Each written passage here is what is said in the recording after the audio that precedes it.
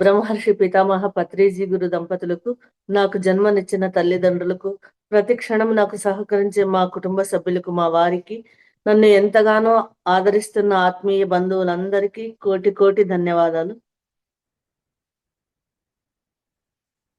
ఈరోజు కార్యక్రమాన్ని మన గురువు గారి పాటతో ప్రారంభిద్దామండి. నా పేరు రాధా మీనాక్షి, మాది బళ్ళారి, కర్ణాటక మాది. ఒక పాటతో మన గురువు గారికి ఇష్టమైన ఆయనకి స్వాగతం చెప్తూ స్టార్ట్ చేద్దామండి. స్వాగతమయ్యా ఓ గురుదేవా, స్వాగతమయ్యా ఓ గురుదేవా, ఓ గురుదేవా. విష్ణువు నీవే, ఈశ్వర నీవే, బ్రహ్మవు నీవేగా, పరబ్రహ్మవు నీవేగా.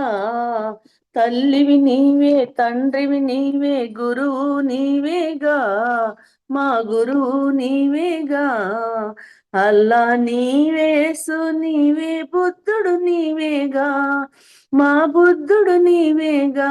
గురుదేవా గురుదేవా, తల్లి కడుపులో ఉన్నప్పుడే తల్లి గురువేగా, ప్రతి తల్లి గురువేగా. తప్పటడుగులు వేసేటప్పుడు తండ్రి గురువేగా, ప్రతి తండ్రి గురువేగా. మంచి సలహాలు ఇచ్చేటప్పుడు మిత్రుడు గురువేగా, మన మిత్రుడు గురువేగా.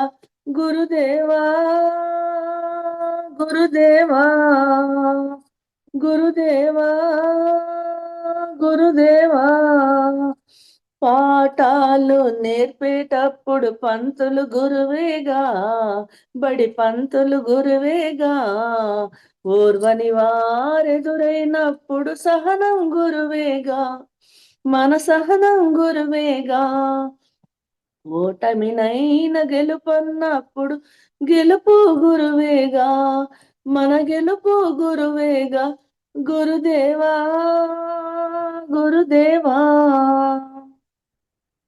ఆ నింగిలో నా గురువేగా, ఈ గాలిలో నా గురువేగా, ఆ నిప్పులో నా గురువేగా, ఈ నీటిలో నా గురువేగా, ఆ నేలపై నా గురువేగా. ఈ విశ్వం గురువేగా, మన విశ్వం గురువేగా. గురుదేవా గురుదేవా, ప్రతి పాటలోను గురువేగా, ప్రతి మనసులోను గురువేగా, ప్రతి పనిలోను గురువేగా, మన శ్వాసలోను గురువేగా. ఈ శ్వాసే గురువేగా, మన శ్వాసే గురువేగా. గురుదేవా గురుదేవా, దానములోను గురువేగా, ధర్మములోను గురువేగా, ఒక శివంలోను గురువేగా, అణువణువు గురువేగా, ఈ ప్రాణం గురువేగా. గురుదేవా గురుదేవా,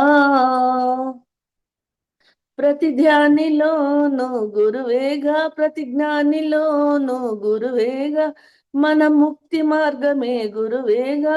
ఈ జ్ఞానం గురువేగా, ఈ ఆత్మే గురువేగా, పరమాత్మే గురువేగా.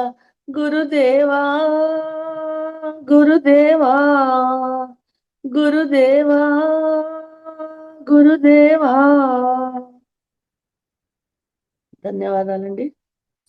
నిజంగా మనందరికీ ఎంతో ఇష్టమైన, మన జీవితానికి వెలుగులునిచ్చిన మన గురువు గారి, మనందరి గురువు గారైన బ్రహ్మర్షి పితామహ పత్రిజీ గురు దంపతులకు కోటి కోటి కృతజ్ఞతలు, కోటి కోటి కృతజ్ఞతలు. అలాగే మహావతార్ బాబాజీకి, లాహిరి మహాశైలికి, యుక్తేశ్వరగిరి గురువులకు, పరమహంస యోగానంద గురువులకు, పంచభూతాలకు, భూమాతకు, యోగమాతకు, ప్రకృతి మాతకు, విశ్వమాతకు, మన పూర్ణాత్మకు కోటి కోటి కృతజ్ఞతలు, కోటి కోటి కృతజ్ఞతలు. ఈ మహాతర్ ఛానల్ ఫౌండేషన్ ఛానల్ చూస్తున్న మాస్టర్స్ అందరికీ మరొక్కసారి కోటి కోటి ధన్యవాదాలు, ఆత్మ ప్రణామాలు, శుభోదయం అండి.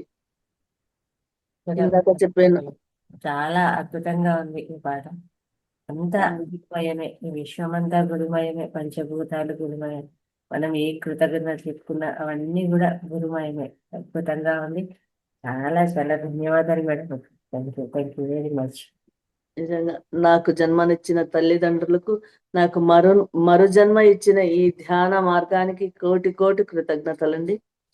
నిజంగా ఈ ధ్యానం అనేది మన జీవితంలో లేకపోతే ప్రతి క్షణము ఆందోళన, ఆవేదన, భయము, చింత. ఎప్పుడైతే మనకి ఈ ధ్యానం దొరికిందో ఇంకా ఆ భయానికి, ఆందోళనకి, చింతలకి, సమస్యలకి స్థలమే లేదు, ఆ సమస్య లేదనమాట. ఎందుకంటే మనందరి దగ్గర ధ్యానం అనే బ్రహ్మాస్త్రం ఉందనమాట. ఆ సర్కిల్లో మనం ఉంటాం కాబట్టి మనం ఎప్పుడు ఆ ధ్యానము మనకు రక్షణ కవచంగా పనిచేస్తుంది. నాకైతే నిజంగా నా లైఫ్ లో ప్రతి రోజు నాకు ధ్యానము మరింత మరింత దగ్గర అవుతా ఉంది. ఎలాగైతే అమ్మకి మనం ఎంత వయసు వచ్చినా చూడండి, మనకు తల్లి ఉంటే అక్కడ మనము చిన్న పాప మాదిరినే.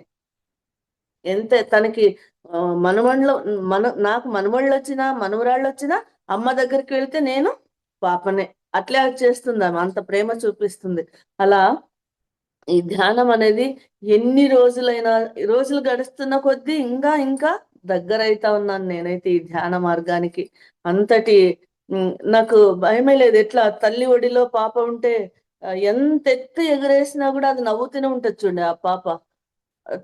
పడిపోతాననే భయం ఎక్కడా ఉండదు, ఎందుకంటే అమ్మ చేతుల్లో ఉన్నాను అనే ధైర్యం తనకి.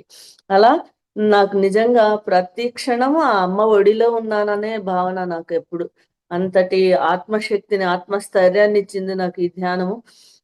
ఖచ్చితంగా నాకు ఎప్పుడు ఆ ప్రకృతి మాత, విశ్వమాత, భూమాత, యోగమాత ప్రతి క్షణం నాకు తోడుగా ఉన్నారండి. ఇది ఏం చెప్తున్నాను అనేది నాది కదా. ఆ బ్రహ్మర్షి పితామహ పత్రిజీ సారు ప్రతి ఒక్కరిలోనూ ఉన్నాడు. చెప్పారు కదా, మీ శ్వాసే మీ గురువు. అలాగా ఎవరైతే మనం ధ్యానం చేస్తున్నాం వాళ్ళందరిలోనూ పత్రిజీ సార్ ఉన్నారు. మనం ఇది చెప్పేది ఏదో పేరుకు చెప్పుకోవాలి, నేను రాధాని, మీరు ఒక పేరు ఛానల్ అని, కానీ అందరిలో ఉండేది కూడా మన గురువు గారే. అలా నా పేరు వచ్చేసి ఇందాక చెప్పాను రాధా మీనాక్షి అని, మాది కర్ణాటక. నేను ఈ ధ్యానం నాకు పరిచయం అయి 25 ఏళ్ళు అయిందండి. 25 ఏళ్ళు అంటే జస్ట్ ఇది ఒక నంబర్ మాత్రమే, కానీ ఇది మనం చెప్పుకోవడానికి బాగుంటుంది తప్పితే ఉపయోగం అనేది ఉండదు. దీని అర్థం నిజం తెలుసుకోవాలంటే, ఇది ఎందుకు చెప్తున్నానంటే కొత్తగా ఎవరైతే చూస్తున్నారో వాళ్ళకి ఉపయోగం అవుతుందని ఈ మాట చెప్తున్నాను. 25 ఏళ్ల కిందట మా అమ్మాయి స్కూల్కి వెళ్ళేదండి. ఆ స్కూల్లో ఈ ధ్యానం గురించి చెప్పడానికి వచ్చారు. అక్కడే టీచర్స్ పిల్లలతో పాటు పేరెంట్స్ ను పిలిస్తే వాళ్ళ ఇంట్లో కూడా చెప్పిస్తారు అనే ఉద్దేశం మమ్మల్ని పిలిపించారు. సో అక్కడికి ధ్యానం గురించి చెప్పడానికి వచ్చిన మన మాస్టర్స్ కు, అలాగే మమ్మల్ని పిలిపించిన ఆ టీచర్స్ కు కోటి కోటి కృతజ్ఞతలండి. ఇలా నాకు ధ్యాన మార్గంలో నాకు పరిచయం అయింది. తర్వాత అక్కడ 41 days ధ్యానం చేశాము. శాకాహారం గురించి కూడా అక్కడే తెలిసింది. కాకపోతే లక్ ఏంటంటే మేము బై బర్త్ మేము వెజ్ ఫ్యామిలీలోనే మేము ఉన్నది కాబట్టి మాకు అది సమస్య అయితే లేదు. ఆ 41 days ధ్యానం చాలా అద్భుతంగా జరిగింది. అందరూ బాగా చేసేవాళ్ళము. అప్పటికే స్కూల్ అంటే పిల్లలు ఉంటారు, ఇంక వాళ్ళ పేరెంట్స్ అంటే చాలా మందే ఉంటాం కదా. అంత మంది నడుమ చాలా బాగా అయింది ధ్యానము. కాకపోతే ఇలా మాస్టర్స్ ఇప్పుడైతే ఇక్కడ ఇంట్లో ధ్యానం 41 days అట్లా ధ్యానం పెట్టుకుంటే రోజు ఒక మాస్టర్ వస్తారు. ఆ ధ్యానం 1 గంట ధ్యానం చేయిస్తారు. తర్వాత ఆ గంట మరి ధ్యానం ఎలా చేయాలి, ఏం మనం నేర్చుకోవాలి, ఏం మనం విడిచాలి, ఇట్లాంటి పాయింట్స్ అన్ని చెప్పినప్పుడు మనకు అర్థమవుతుంది ధ్యానంలో ఎంత మహత్యం ఉంది, ఏం చేయాలి, ఎలా చేయాలనే సత్యము ఆ విషయాలు మనకు తెలుస్తాయి. కాకపోతే అక్కడ ఆ మాస్టర్స్ ధ్యానం చేయించండి అని ఆ మెథడ్ చెప్పి వెళ్ళిపోయారు తప్పితే రోజు ఒకరు అట్లా వచ్చి ఇలా చెప్పేవారు కాదు. ఇంకా అంతగా స్ప్రెడ్ అయిండలేదు అప్పుడు. సో రోజు వెళ్ళే వాళ్ళము, ఒక గంట ధ్యానం చేసేవాళ్ళము, వచ్చేవాళ్ళం అంతే తప్పితే మాకు పెద్దగా దీని గురించి విషయాలైతే తెలిసి లేదు. ఎట్లా ఒక పూజ చేస్తే మంచిది అన్న విషయం ఎలా తెలుసో మనకి సహజంగానే, ఇట్లా ధ్యానం చేస్తే కూడా మనం అనుకున్నవైతవి మంచిది అన్న విషయం మాత్రం తెలుసు. కానీ కోటి పూజలకి, ఈ ధ్యానంకి ఇట్లా లింక్ ఉంది. కోటి ప్రశ్నలకి ఒకటే ఆన్సర్ అంటే ధ్యానం అనే సంగతి నాకు తెలీదు. ఇంతటి మహత్యం ఉన్న విషయం కూడా నాకు తెలీదు. సో అయినా 41 డేస్ చేసామండి. తర్వాత ఇంక ఎవరింట్లో వాళ్ళు చేసుకుంటున్నాము. అలా ఆ సందర్భంలో మాకు ఎదురు ఒక ఫ్యామిలీ ఉండింది. వారు కూడా మంచి ధ్యాన సాధకులే. వాళ్ళు మేము కలిసి చేస్తూ ఉండేవాళ్ళము. మేము ఊరు వెళ్ళినప్పుడు వాళ్ళు డ్రాప్ అయ్యేవాళ్ళు. వాళ్ళు ఊరు వెళ్ళినప్పుడు మేము డ్రాప్ అయ్యేవాళ్ళం. ఇలా కొద్ది రోజులు గ్యాప్ రావడం జరిగింది. తర్వాత చాలా రోజులు గ్యాప్. అలా కొన్ని నెలలు చేయడం, కొన్ని రోజులు చేయడం, కొన్ని రోజులు వదలడం. కాకపోతే ఈ సూర్యగ్రహణము, చంద్రగ్రహణం అని వస్తుంది కదా! అప్పుడు మాత్రము తప్పకుండా ఈ ధ్యానం చేసేవాళ్ళం మేము. అలా ఈ 25 ఇయర్స్‌లో 20 ఇయర్స్ ఇలా జరిగిందనమాట. తర్వాత నాకు ఇద్దరమ్మాయిలండి. ఇది ఒక ఫస్ట్ ఎంట్రీ నాది. తర్వాత నాకు ఇద్దరమ్మాయిలు. ఇద్దరమ్మాయిలంటే నాకు పెద్దమ్మాయికి వచ్చేసి పెళ్ళై ఇద్దరు బాబులున్నారు. చిన్నమ్మాయికి తొందరగా పెళ్లి కుదరలేదు. కుదరలేదంటే మాకు నచ్చిన సంబంధం వాళ్ళకు నచ్చక, వాళ్ళకి నచ్చిన సంబంధం మాకు నచ్చక. ఇలా 3 ఇయర్స్ డిలే అయింది. అప్పుడు నాకు మళ్ళీ జ్ఞాపకం వచ్చింది. ఏంటి? ధ్యానం చేస్తే మనం అనుకున్నవయితాయి కదా! ఇంతే తెలుసు. కానీ ఈ గ్రూప్ మెడిటేషన్ గాని, పిరమిడ్ ఉందన్న సత్యం గాని, లేకపోతే ఈ పౌర్ణమి ధ్యానం గాని, శాకాహార ర్యాలీ ఇదేది తెలీదు. అప్పుడింకా నాకు. అది పల్లెటూరు కాబట్టి మేము అక్కడ అంతవరకే తెలుసు. తర్వాత మళ్ళీ ఎప్పుడు ధ్యానం గురించి సందర్భం రాలేదు. కానీ అప్పుడప్పుడు మా ఇంట్లో మేము చేసుకునేవాళ్ళం అంతే. అలా ఆహ్, ధ్యానం చేస్తే అనుకున్నది అవుతది కదా అని ఆ విషయం గుర్తుపెట్టుకొని, మా అమ్మాయికి ఈ సంవత్సరం ఎలాగైనా సరే పెళ్లి కావాలి అని ధ్యానం చేసేకి స్టార్ట్ చేశాను. ఇలా చేసిన తర్వాత 3 నెలలకే అమ్మాయి పెళ్లయిపోయింది. అంటే నేననుకున్నది ఈ సంవత్సరం లోపల అని నేననుకుంటే 3 నెలలకి అయిపోయింది. కానీ చూడండి మనం మనుషులం ఎట్లా ఉంటామంటే, దేని గురించైనా పూర్తిగా అవగాహన ఉంటే దాన్ని శ్రద్ధగా చేస్తాం మనం. దాని గురించి విషయం పూర్తి తెలియకపోతే మన పని కూడా అర్థమే అయితదది. అలా పెళ్ళయింది. పెళ్ళయిన తర్వాత ఇంగేంటి అయిపోయింది. నేననుకున్న పని జరిగిపోయింది కాబట్టి మళ్ళీ వదిలేసాను. అంటే అజ్ఞానం అది. తెలీదు. పూర్తి విషయం తెలీదు కాబట్టి. అలా ఉన్నప్పుడు లైఫ్ అంటే ఇట్లే ఉండదు కదా! నాకు పెద్ద కూతురికి 27 ఏళ్ల వయసప్పుడు తనకు బ్రెయిన్ స్ట్రోక్ వచ్చి చనిపోయిందనమాట. అప్పుడు చిన్న బాబుకొచ్చేసి 1.5 సంవత్సరం, పెద్ద బాబుకు 2.5 సంవత్సరం. నిజంగా నాకు లైఫ్‌లో ఇంగా దానికంటే పెద్ద దుఃఖము, కష్టము అని ఇంగేది లేదనిపిచ్చింది. ఎందుకంటే అంతవరకు కొంచెం ఏదైనా డబ్బు ప్రాబ్లమొచ్చినా అదే పెద్దదనుకునేదాన్ని. మా వారు ఏదైనా చిన్నగా తిట్టినా ఇంగ లైఫ్‌లో ఇంగేం వద్దబ్బా! ఇంత తిడతాడు ఎట్లా ఉన్నా ఇట్లా తిడతారు కదా! అని అనిపిచ్చేది. మా తోడికోడలేమన్నా అంటే అలాగే బాధపడుతూ, ఏడుస్తూ ఉండేది. అవే పెద్ద సమస్యలనుకునేదాన్ని. కానీ ఎప్పుడైతే మా అమ్మాయి చనిపోయిందో ఇంక దీనికంటే ఇంగేం వద్దురా బాబు ఇంగ అని అనిపిచ్చింది జీవితం. అలాంటప్పుడు మా అమ్మ నాకు ధైర్యం ఇచ్చిందండి. మా అమ్మకి నిజంగా అమ్మ విలువ తెలిసొచ్చింది నాకప్పుడు. ఎట్లా అంటే, మా అమ్మకి 7 మంది సంతానము. 7 మంది సంతానం అంటే ఇద్దరు ఆడపిల్లలు మేము. 5 మంది మగపిల్లలు. ఆ 5 మంది మగపిల్లల్లో ఒక నలుగురు మగపిల్లలొచ్చేసి ఒక 10 సంవత్సరాల గ్యాప్‌లో 2 సంవత్సరాలకొకరు, 3 సంవత్సరాలకొకరు, సంవత్సరానికొకసారి ఇట్లా ఈ నలుగురు ఒక 10 సంవత్సరాల గ్యాప్‌లో చనిపోయారనమాట. నాకు అన్నదమ్ములే. కానీ ఎప్పుడైతే మనం మనుషులు ఎట్లా ఉంటామంటే, నాకు అయితే ఒక రకంగా బాధ, ఎదుటి వారికైతే ఇంకో రకంగా బాధ. నాకు అన్నదమ్ములే గాని దుఃఖముంది. కానీ భరించలేనంత అయితే ఉండలే. మర్చిపోయాను. తొందరగా మర్చిపోయాను. కానీ ఎప్పుడైతే నా కూతురు చనిపోయిందో మర్చడానికి కాలే నాకు. మరవడానికి కాలేదు. ఎందుకంటే నా కూతురు గదా! నా కడుపులో పుట్టిన అమ్మాయి. తొందరగా నాకు కాలే. ఆ దుఃఖం నుంచి బయట రాలేకపోయాను. మా అమ్మానికి అడిగానప్పుడు, అమ్మ నాకు ఒక్క కూతురు చనిపోతే నేను తట్టుకోలేకపోతున్నానే. నువ్వు నలుగురు కొడుకుల్ని కన్నావు, వాళ్ళని పోగొట్టుకున్నావు. నువ్వెలా ఉన్నావు అని అడిగానమ్మని. అప్పుడు అమ్మ, ఇప్పుడైతే ధ్యానం గురించి బాగా తెలుసు కాబట్టి అందరి మాస్టర్స్ నోటి నుంచి విన్నాను. మన మన గురువు గారు చెప్పారు, ఏ పరిస్థితి వస్తే దాన్ని మనము స్వీకరించాలి, యాక్సెప్ట్, ఆ గుణాన్ని అలవర్చుకోవాలని ఇప్పుడైతే చెప్పారు. కానీ అమ్మ ఆ రోజు అదే మాట చెప్పింది. ఏం చేయడానికి అవుతుందమ్మా, మనం దీన్నే అనుభవించాలి. దేన్నైతే మనము ఆ పొందుతామో, ఇక్కడ చేసుకొని వచ్చామో దాన్నే మనం అనుభవించాలి. ఆ వాళ్ళ టైం వచ్చింది, వాళ్ళు వెళ్ళిపోయారు. మన టైం వచ్చేంత వరకు మనము ధైర్యంగా ఉండాలి. ఆయన పిలిచినప్పుడు వెళ్ళాలని తన భాషలో తను చెప్పిందనమాట. నిజంగా అప్పుడు నాకు నిజంగా అమ్మా ఎంత ధైర్యం కదా! నువ్వు ధైర్యంగా ఉండు. నీకు చిన్న కూతురుంది, మనమళ్ళు ఉన్నారు, మీ ఆయన ఉన్నాడని నాకు ధైర్యం కూడా చెప్పిన అమ్మ 3 నెలలకి తను కూడా చనిపోయింది. నిజంగా నాకు ఇంక జీవితంలో ఎక్కడా ఒక 1% ధైర్యం లేదు, ఆశ లేదు. ఇంగ వద్దనిపిచ్చింది.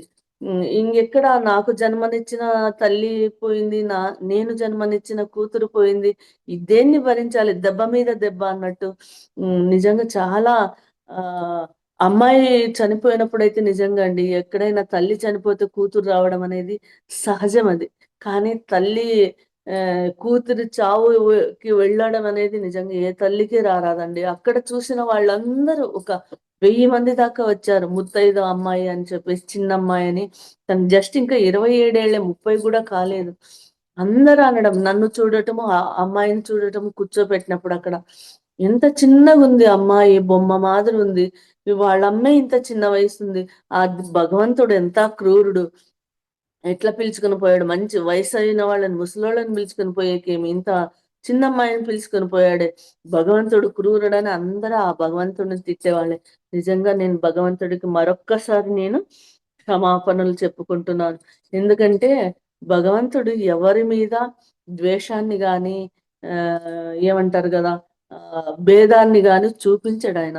ఎందుకంటే అందరూ సమానమే.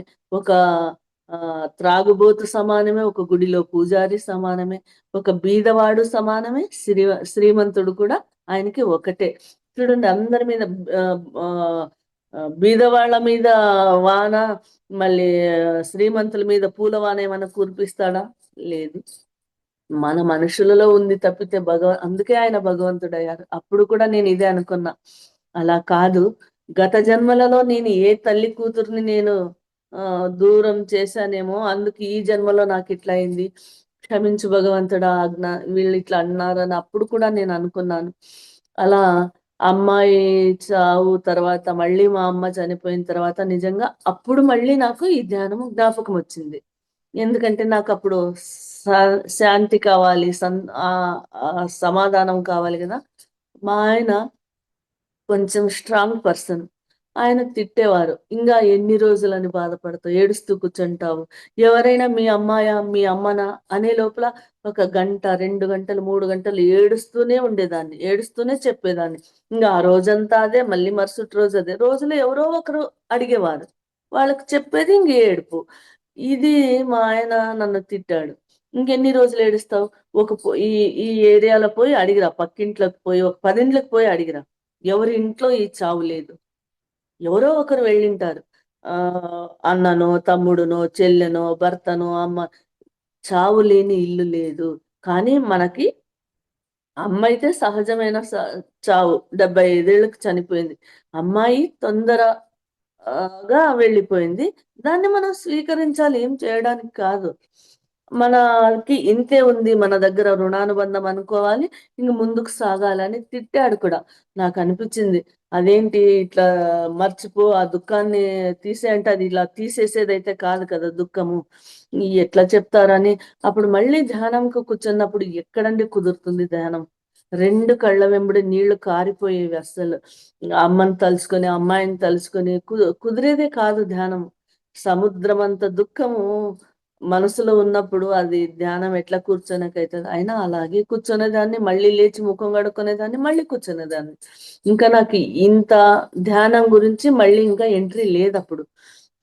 అప్పుడు మా ఆయన ఏం చేశాడంటే ఇంకో ఊరికి నన్ను షిఫ్ట్ అయ్యాడు. ఇంకా అదే ఇంట్లో ఉంటే జ్ఞాపకాలు ఉంటాయని చెప్పేసి.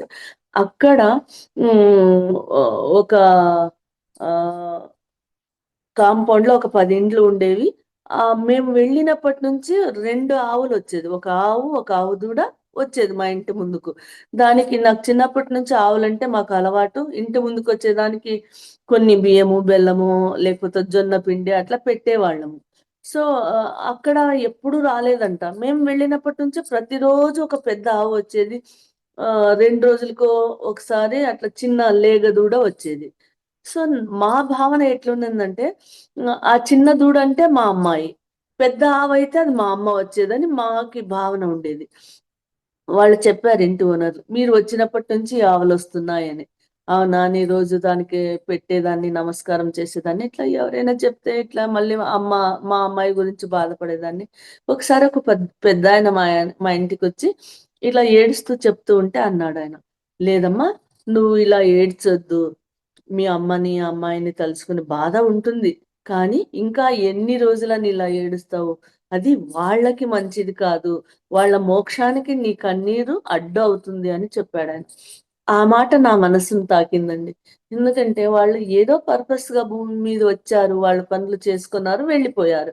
కానీ నేను కన్నీళ్లతో మళ్ళీ వాళ్ళకి అడ్డు కారాదు అని మరుసటి రోజు మా పెద్దమ్మాయిది పుట్టినరోజు ఉండింది. అప్పుడు ఆ రోజు నేను బలంగా అనుకున్నా. ఇట్లా పొద్దున్నే లేచాను, స్నానం చేశాను. ఒక ఉప్మా రవ్వ, ఒక గ్లాస్ ఉప్మా రవ్వ ఏసి, ఇంత బెల్లమేసి, స్వీట్ చేసి మనస్సులోనే అనుకున్నాను. నాకది సంకల్పం అని కూడా తెలీదు. అమ్మ లావణ్య నా కూతురు పెడు. లావణ్య ఈరోజు వచ్చి నువ్వు ఈ స్వీట్ నువ్వు తిని వెళ్తే, ఇక ముందు నేనెప్పుడు లైఫ్‌లో ఏడ్చను నిన్ను తలుచుకొని. నీ గురించిన మంచి విషయాలొకటే నేను మాట్లాడతాను తప్పితే, నిన్ను గురించి బాధపడనింకా అని, నువ్వొచ్చి దీన్ని తిని వెళ్ళాలి. ఈరోజు నీ పుట్టినరోజు కదా అని అనుకున్నా. అంటే అక్కడ ఆవులేం వచ్చేవి కదా! పెద్ద ఆవొచ్చేసి మా అమ్మ అనుకునేదాన్ని. ఆ లేగదూడని మా అమ్మాయి అనుకునేదాన్ని. అవి కూడా నిజంగానే ఆ పెద్ద కొంచెం మా అమ్మాయి ఎలా అంటే గడుసు స్వభావం. ఏమన్నా పని అయిందా అని అడిగేదాన్ని, ఆమె అయిందా? అని అడిగేది. కొంచెం రఫ్ వాయిస్. మా అమ్మాయి ఎట్లా ఉందంటే నాతో మాట్లాడడానికి కూడా తను జంకేది. అమ్మ ఏమనుకుంటుందో అన్న ఫీల్ అయ్యేంత చానా మృదు స్వభావం మా అమ్మాయిది. అంత భయగ్రస్తురాలు. అట్లా అంత మంచి అమ్మాయి. నిజంగా ఆ అమ్మాయికి నేను తల్లినవ్వడం అనేది నాకు నా సౌభాగ్యం అండి. నేను పుణ్యం చేసుకున్నాను. అంత మంచి అమ్మాయి. అదైనా అంతే, మా చిన్నమ్మాయి అయినా అంతే. ఈ అంటారు కదా! ముత్యాలు, రత్నాలు మాదిరి ఇద్దరు అమ్మాయిలు నాకు. హ్మ్. నన్ను తల్లిని చేసిన సౌభాగ్యవంతులు వాళ్ళు. అలా ఆహ్, ఆ లేగదూడన అదెట్లా చేసేదంటే, ఆవు పెద్ద ఆవొచ్చేసి నేను జొన్న పిండి, బెల్లం అట్లా పెట్టిన తర్వాత కూడా తొందరగా పోయేది కాదు. ఇంకా ఏమన్నా పెట్టాను అని గాండ్రించేదనమాట. నేను వెళ్లి ఇలా కొట్టినా, కర్ర తీసి పట్టుకున్నా గూడా "నువ్వేం కొడతావులే, నువ్వు కొట్టలేవు" అనే మాదిరి అలానే నించునేది. ఎప్పుడైతే మా వారు "ఇంక వెళ్లి ఇంకెన్ని సార్లు పెట్టాలి నీకు" అని గదిరిస్తే అప్పుడు పోయేదది. మా ఆయన అనేవాడు, "చూసావా మీ అమ్మ చనిపోయిన కూడా వచ్చి ఎలా సాధిస్తుంది" అని మా ఆయన జోక్ చేసేవారు. తను మా అమ్మతో చాలా క్లోజ్ ఉండేవారనమాట. అలా మా అది లేగదూడైతే హే అనే లోపల పారిపోయేదది. అంత భయం దానికి. కానీ అది రోజు వచ్చేది కాదు. అనేవాయన, "మీ అమ్మ చూడు రోజు వస్తది. నా కూతురు చూడు ఎప్పుడో వారానికి 2 రోజులొస్తుంది అంతే" అంటే నేననేదాన్ని, అమ్మ కాబట్టి తనకు స్వతంత్రం ఉంటుంది. కూతురింటికి ఎప్పుడైనా రావచ్చు. కానీ మన కూతురు అట్లా కాదు కదా! భర్త ఇంట్లో ఉంటుంది. వాళ్ళు పంపినప్పుడే వస్తది అని అట్లా జోక్ చేసుకునేవాళ్ళము. కానీ ఆ రోజు స్వీట్ చేశాను. రోజైతే రాదు కదా! ఆ రోజు వస్తుందో లేదో తెలీదు. కానీ ఒక మంచి ఉద్దేశ్యం. ఈరోజు వచ్చి తిని వెళ్తే నేనింకా ఏడ్చను. అది ఆ అమ్మాయికి టచ్ అయిందండి ఆ సోల్‌కి. ఆ రోజు పొద్దున రాలేదు, మధ్యాహ్నం రాలేదు. సాయంకాలం 5 గంటలప్పుడు వచ్చిందది మెల్లగా. అప్పుడు నిజంగా చాలా సంతోషమేసింది. వెళ్లి అక్కడ పెడితే, మా పక్కింట్లో ఒకామె ఉండే గుంటూరామె అడిగింది, "అక్క ఈరోజు మీ అమ్మాయిది బర్త్‌డే కదా!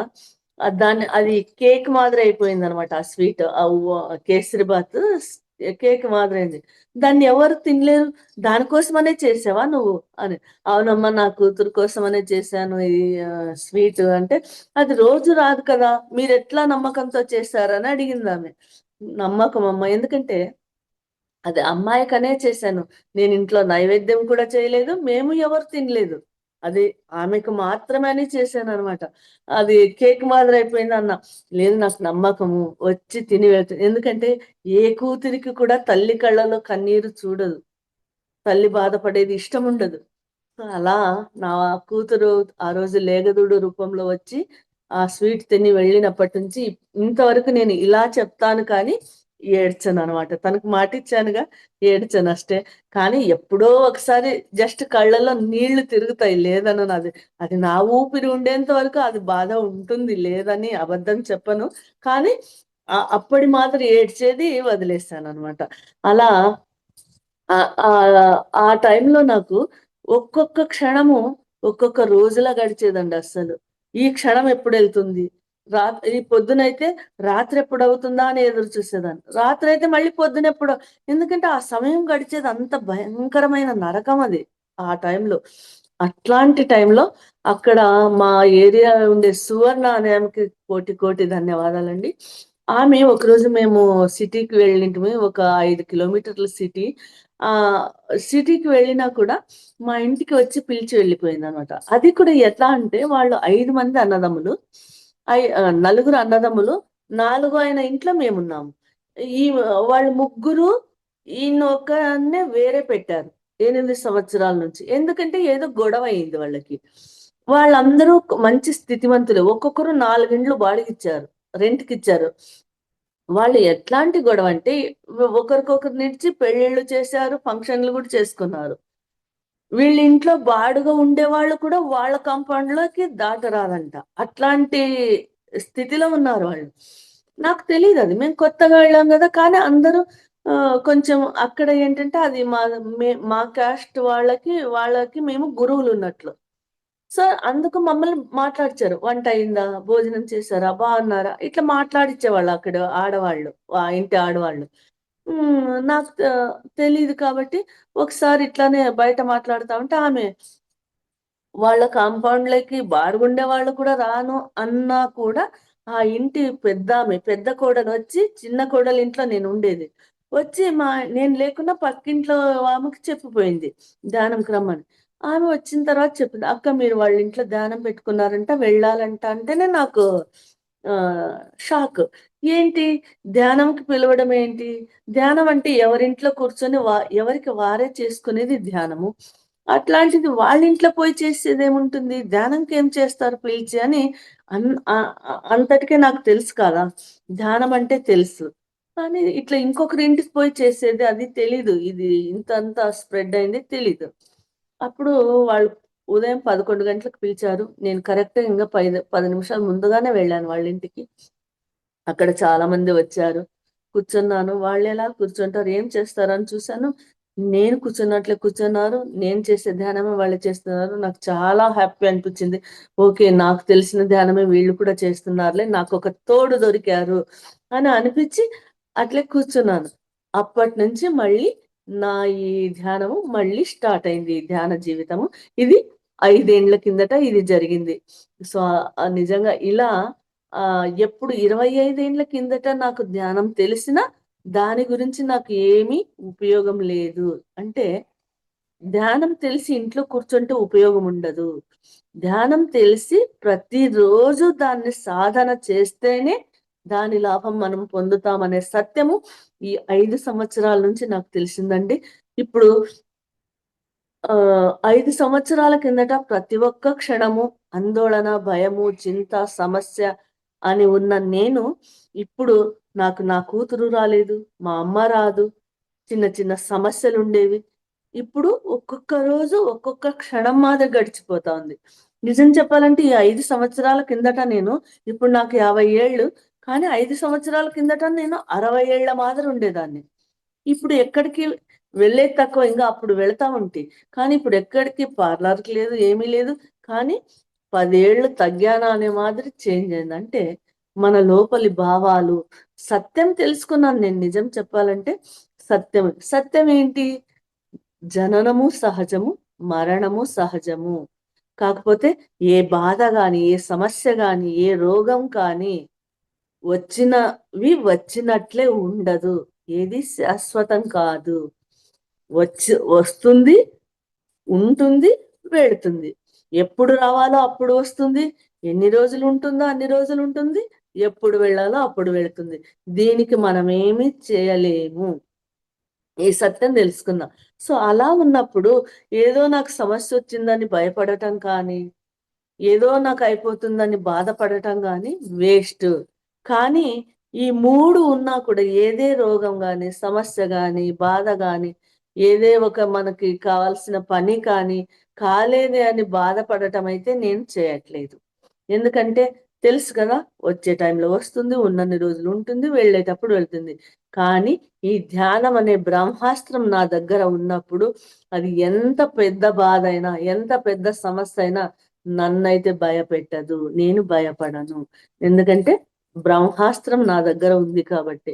నిజంగా ఎంతటి దాన్నైనా ఆత్మవిశ్వాసం, వాట్ నెక్స్ట్, దీని నుంచి ఎలా బయటపడాలి అనే ఆలోచన వస్తుంది తప్పితే భయము రాదు. అంతటి శక్తిని, ఆత్మశక్తినిచ్చింది నాకు ఈ ధ్యానం అండి. చాలా అద్భుతాలంటే నాకి ఇలా క్లాస్ చెప్తున్నానంటే నిజంగా నాకు మొదటగా పర్మిషన్ ఇచ్చింది కృష్ణ భగవానుడండి. నేను ధ్యానంకి వెళ్ళిన తర్వాత ఒక 20 రోజులకే మొదటగా నాకు కృష్ణ పరమాత్ముడే దర్శనమిచ్చాడు. ఎలా అంటే అక్కడ 41 డేస్ క్లాస్ జరుగుతుంది. ఒక్కో రోజు ఒక్కో మాస్టర్ వచ్చి ధ్యానం గొప్పతనం గురించి చెప్తున్నారు. నాకింకా స్టార్ట్ అయిందనమాట. ఏంటి, నా గతం మర్చిపోతున్నాను ఇంకా. నాకు లైఫ్ లో ఏం జరిగింది అనేది మర్చిపోయి ఇప్పుడు ఎలా ఉండాలి, ఇంకా ఎలా ఉండాలి అనేది ఆ మాస్టర్ ఏం చెప్తాడు దాన్ని బాగా వింటాను, దాన్ని ఆచరిస్తాను తూచ తప్పకుండా. అలా ఎప్పుడైతే స్టార్ట్ చేశానో నాకు కృష్ణ పరమాత్ముడు ఆ రోజు మేము 41 డేస్ క్లాస్ కి వెళ్తున్నాం కదా, ఆ క్లాస్ కి ఆయన స్పీకర్ గా వచ్చాడు. భగవద్గీత పట్టుకొని వచ్చాడు. నేను ధ్యానం నుంచి కళ్ళు తెరుస్తున్నా ఆయన చూసాను. అరే కృష్ణ భగవానుడు మీరొచ్చారా ఈరోజు? చెప్పండి సార్, క్లాస్ చెప్పండి సార్ అంటున్నాను. అప్పటికే అక్కడ ఆ ఊళ్ళో అట్ ఏ టైము 3 క్లాసులు జరిగేవి. ధ్యానాలు పెట్టుకునేవాళ్ళు. ఎవరైనా ఒకసారి మాస్టర్ మిస్ అయితే ఇట్లా ఒకరు ఏదో పాట పాడారు, దాన్ని నేను నేర్చుకున్నాను. అక్కడ పాడేవాళ్ళము. ఆ మాస్టర్స్ చెప్పిన విషయాలనే నేను మళ్ళీ వాళ్ళకి ఇంకా విడమర్చి చెప్పేదాన్ని. ఒక 2, 3 సార్లు చెప్పాను అంతే. అప్పుడు అది క్లాస్ కాదు, కానీ అలా చెప్పాను. దానికి కృష్ణుడు అంటున్నాడు, సార్ ఈరోజు మీరే చెప్పడానికి వచ్చారు, చెప్పండి సార్, చెప్పండి సార్ అంటే, లేదు లేదు నువ్వు బాగా చెప్తున్నావు, చెప్పు చెప్పు అన్ సార్ నేనేం చెప్పలేను సార్, నాకేమి రాదు సార్, మీరు చెప్పండి సార్ ఈరోజు వచ్చారు. లేదు లేదులే నువ్వు బాగా చెప్తున్నావు, చెప్పు చెప్పు అని. నిజంగా నాకు ఇప్పుడు అంటున్నా, నాకు గూస్ బంప్స్ వస్తున్నాయి. నాకు ఆయన పర్మిషన్ ఇచ్చాడు అన్న సత్యం అర్థమైందండి. ఇన్ని రోజులు నేను ఎప్పుడు పూజలు చేసినా ఎప్పుడైతే దేవుడి దర్శనం కాలేదు, కానీ ఆ కృష్ణ పరమాత్ముడు, ఎందుకంటే నా పేరు రాధ, నాకు ఆయన ఒక ఫ్రెండ్ మాదిరి అనుకుంటాను నేను. ఆయన ఏదో భగవంతుడు, ఆయన పూజ చేయాలి అది అది కూడా ఉండదు నాకు. నా బెస్ట్ ఫ్రెండ్ అనుకుంటా. అట్లా ఆయన నాకు మొదట అనుమతి ఇచ్చాడు, ఆయన నాకు దర్శనం ఇచ్చాడు.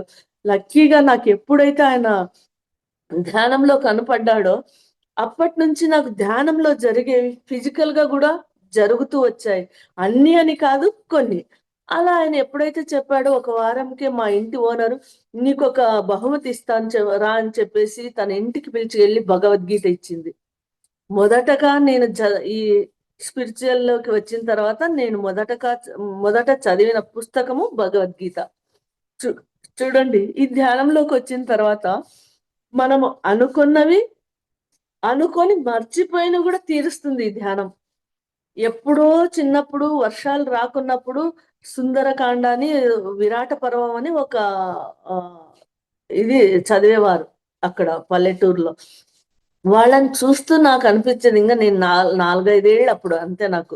కానీ నాకు అప్పుడే అనిపించేది, ఎంత బాగా చెప్తున్నారు ఆయన, అందరూ ఎంత బాగా వింటున్నారు, నేను అలా చెప్పాలి, నేను అలా చెప్పగలనా అని అప్పుడే నాకు అనిపించేది.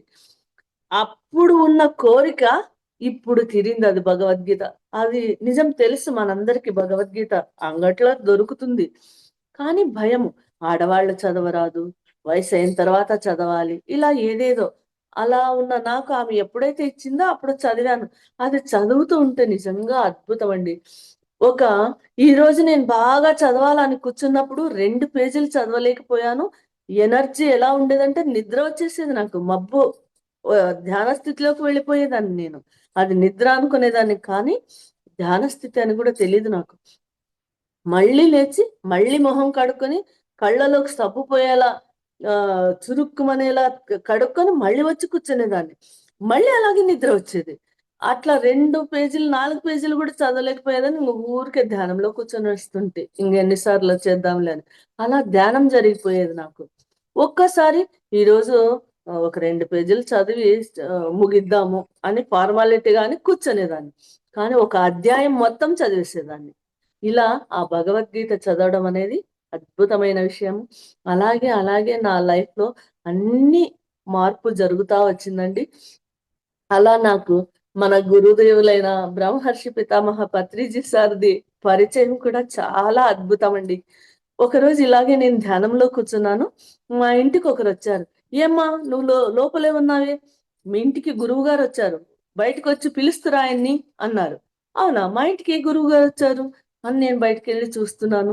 ఎందుకంటే చెప్పాను గదా! నాకు 25 ఏళ్ల కిందటే తెలుసు కానీ, ఇప్పుడు ఈ ధ్యానము చేయడం ఒకటే తెలుసు. ఎవరో ఒకరు వస్తున్నారు, చెప్తున్నారు, వెళ్తున్నారు అంతే. కానీ దీనికంతటికి మూల కారణం పత్రిజీ సార్ అని, ఆయన నుంచే ఇదంతా ఇలా జరుగుతుందనే విషయం నాకు తెలీదు. పత్రిజీ సారు చెప్తారు. ఆయనకి మంచి జ్ఞానం ఉంది. ఇంత విషయం తెలుసు. కానీ ఆయన ఫోటో కూడా చూడలేదు నేను. బయటికెళ్ళి చూసాను ఏ గురువొచ్చాడా అని. ఆయన్ని ఇవతల ఒకరు ఇలా పట్టుకుని వస్తూ ఉన్నారు. జుబ్బా వేసుకున్నాడు, తెల్లటి గడ్డముంది, పైజామా ఏసుకున్నారు. ఇలా పెద్ద పెద్ద కళ్ళతో చూస్తూ ఉన్నాడు నన్ను. నేను అలాగే చూస్తున్నాను. ఒక 10 నిమిషాల పాటు ఆయన చూస్తున్నారు, నేను చూస్తున్నాను. కానీ రండి సార్ అని నా నోట్లో మాటనే రాలేదు. రండని అనలేకపోతున్నా. చూస్తున్నానంతే. అలా ఆయన కూడా అలానే నిలబడిపోయాడు. ఇది జరిగిన తర్వాత ఒక వారంకి ఇక్కడ మా బళ్ళారిలో పతంజలి పిరమిడ్ అని మన ఆంధ్రాలో 2 కర్నూలులో బుద్ధ పిరమిడ్, తర్వాత ఉరవకొండలో రాంప పిరమిడ్ అయిన తర్వాత మూడో పిరమిడే మా కర్ణాటకలో పతంజలి పిరమిడ్. అంటే మా కర్ణాటకలో వచ్చేసి ఫస్ట్ పిరమిడ్ 2 రాష్ట్రాలకు కానీ మూడో పిరమిడ్ అంతే అది. ఆ పిరమిడ్ సూర్యనారాయణ సార్ అని నిజంగా ఆయనకి కోటి కోటి ధన్యవాదాలండి. నాకు ఈ ధ్యాన మార్గంలో మంచి గైడెన్స్ ఇచ్చి, నాకు నా ఈ అద్భుతమైన జీవితానికి వారు గూడా కారకులు. వారికి కోటి ధన్యవాదాలు. అక్కడ ఆ పిరమిడ్‌కి నేను వెళ్ళేదాన్ని. ఆ సార్‌కి నా అనుభవాలు ఇలా ధ్యానంలో జరిగినవి చెప్తున్నప్పుడు అంటే నాకు తెలీదు గదా! కొత్తగా ధ్యానంలోకొచ్చాను. ఇవి జరుగుతున్నదంతా నిజమేనా? అబద్ధమా? లాజిక్ మైండ్ కదా మనది. భ్రమనా అని దాన్ని క్లారిఫై చేసుకోవడానికి సార్‌కి అడిగేదాన్ని నేను. లేదు మీ సాధన చాలా బావుంది. నిజమే. మీరింగా చేయండి. మీకింగా మంచి మంచిగా అవుతుంది లైఫ్ అని చెప్పేవారు. అలా ఆ సారు "నువ్వు పక్కన ఒక 15 కిలోమీటర్ దగ్గర హిరేఆళ్ అని ఉంది. అక్కడ వెళ్ళాలండి. అక్కడ ధ్యానం పెట్టుకున్నారు. వెళ్లి రమ్మా" అన్నారు. నాకు భయమేసింది. "సార్ నాకేమి జ్ఞానమే లేదు. నన్ను వెళ్ళమంటున్నారు. నాకేమి తెలీదు సార్ నేను" అంటే, "అలా అనొద్దండి. ఎప్పుడైతే నేచర్ మిమ్మల్ని ఎంచుకోయింది అక్కడ, మీరు వెళ్ళాలి. ఎవరైనా అడిగితే లేదు అని చెప్పరాదు. కాదని చెప్పరాదు" అంటే, "సరే సార్" అని వెళ్ళాను. అక్కడ క్లాస్ చెప్పాను. నిజంగా మంజునాథ్ గారికి కోటి కోటి కృతజ్ఞతలండి. అక్కడ నాకు పుట్టింటికి వెళితే ఎంతటి మర్యాద దొరుకుతుందో అంతగా ఆదరించారు నన్ను. క్లాస్ జరిగిన తర్వాత పొద్దున సారొస్తారండమ్మా ఇక్కడే ఉండండి అన్నారు. అవునా! సరేలే ఎవరో అంటున్నారు గదా! ఎవరో పెద్ద గురువు అని అంటున్నారు. ఉందాం అని చెప్పేసి హ్మ్. ఆహ్, ఉండిపోయాను. తర్వాత పొద్దున వెళ్ళి ఆయన కార్‌లో దిగి చూస్తా ఉంటే నిజంగా గూస్ బంప్స్ నాకు. నాకు ధ్యానంలో ఎవరైతే కనపడ్డారో ఆయనే ఆయన. అరే! ఈయనే కదా నాకు ధ్యానంలో కనపడింది. అంటే నాకు మొదటే ధ్యానంలో నాకు కనపడ్డారీయన అని అది ఎలా ఉంటుంది చెప్పండి? మొదట దిగగానే షేక్ హ్యాండ్ ఇచ్చాను. ఇంకా ఆశ్చర్యం ఏంటంటే, ఆ పిరమిడ్‌లో గంట సేపు ఆయన పాదాల దగ్గరే కూర్చున్నాను.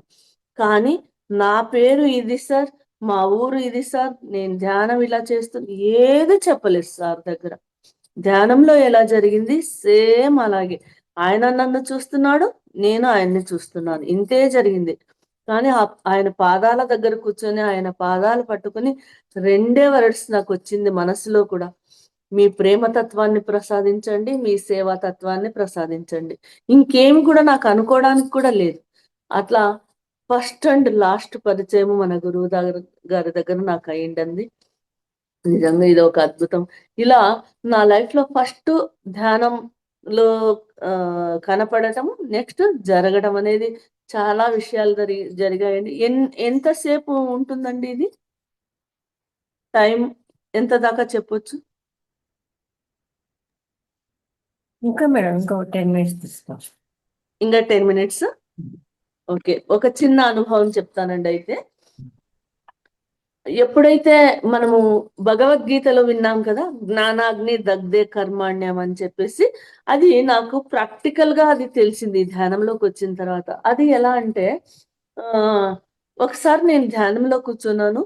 ఆ ధ్యానంలోనే నేను హాస్టల్ గా వెళ్ళి చిన్న చిన్న పిల్లలకి 5 సంవత్సరాల అట్లా పిల్లలకి ధ్యానం గురించి చెప్తూ ఉన్నాను అనమాట. చెప్తా ఉంటే నా పక్కన కూర్చున్న పాప బాణం ఇచ్చింది. ఆ బాణం ఇడిస్తే నాకు శరీరం మొత్తం కాలిపోయింది అనమాట.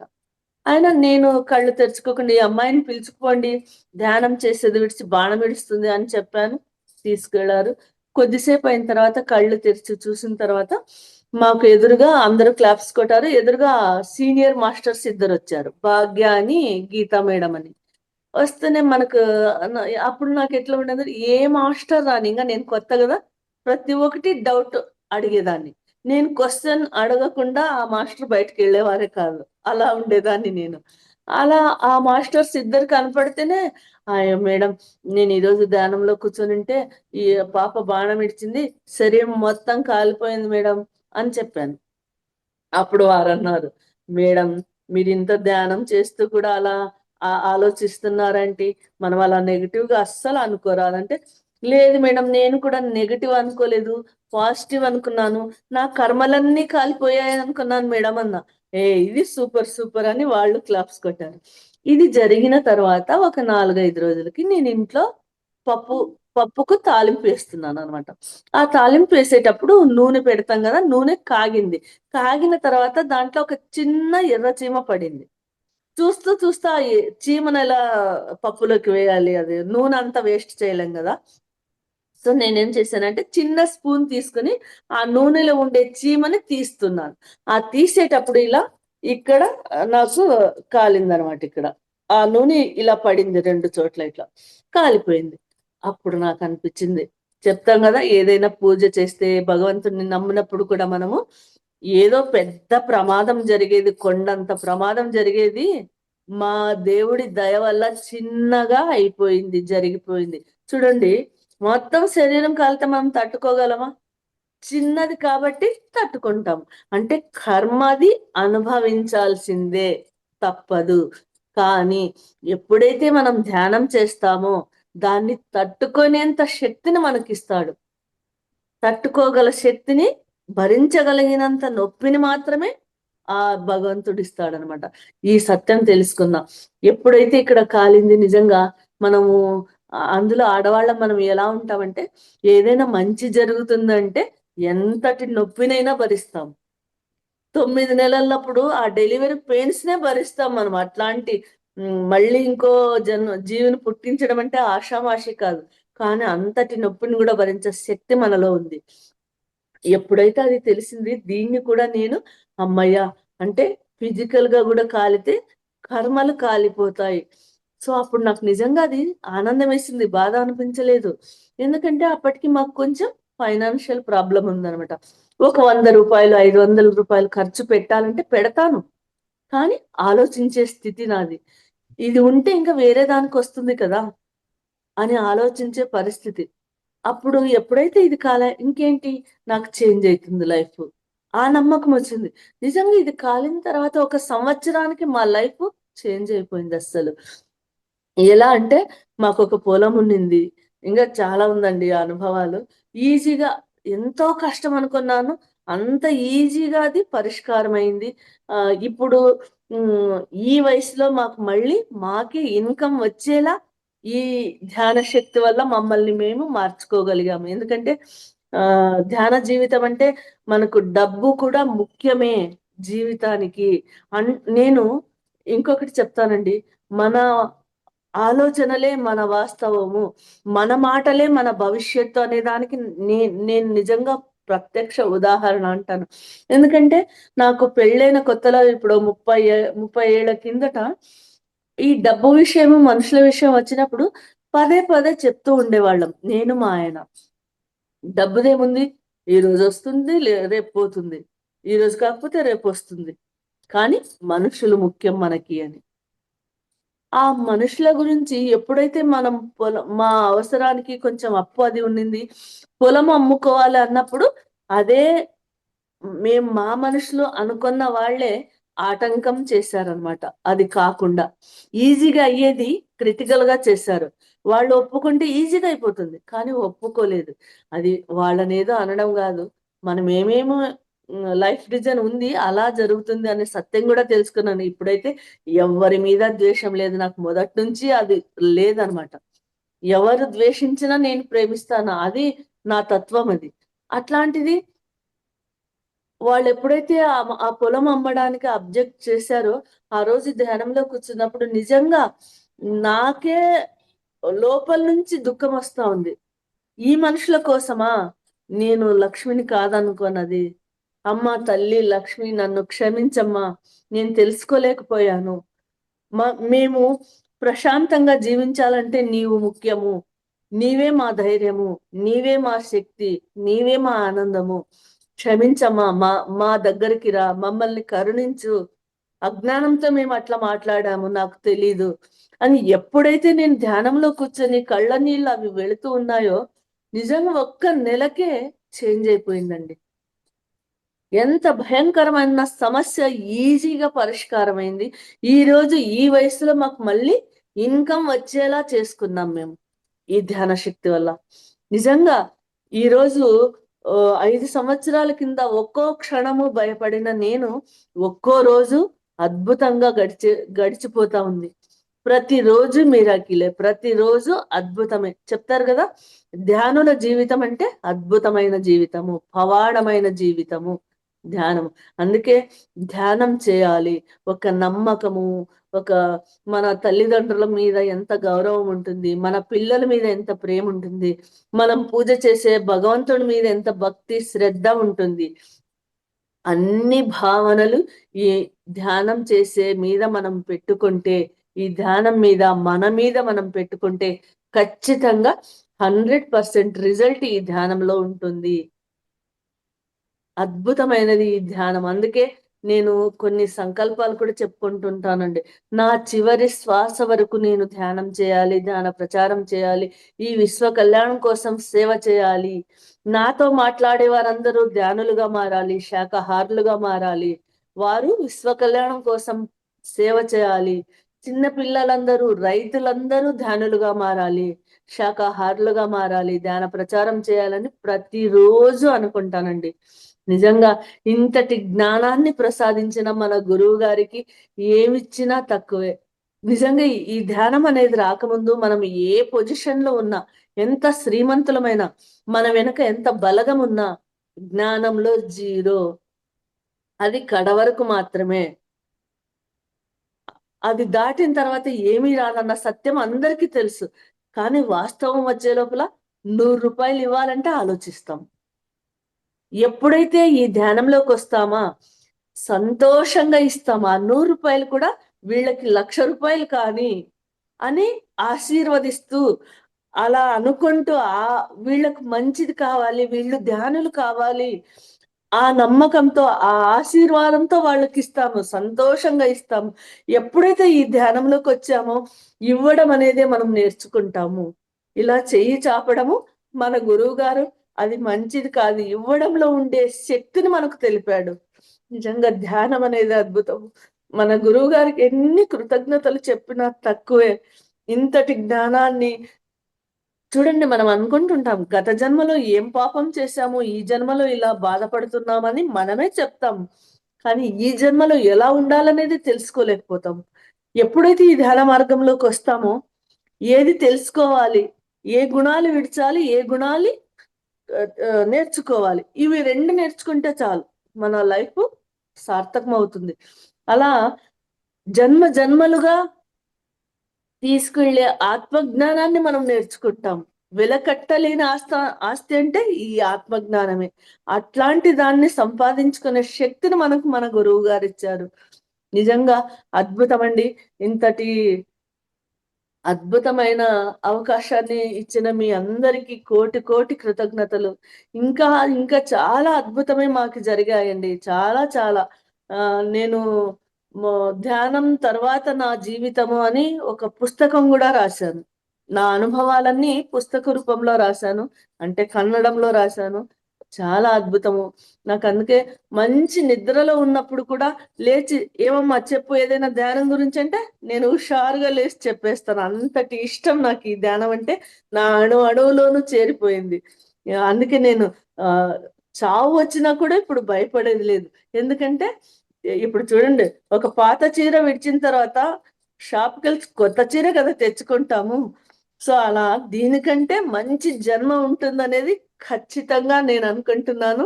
సో, ఇంకా తొందరగా, ఇప్పుడైతే నాకు 40 ఏళ్లలో ధ్యానం దొరికింది.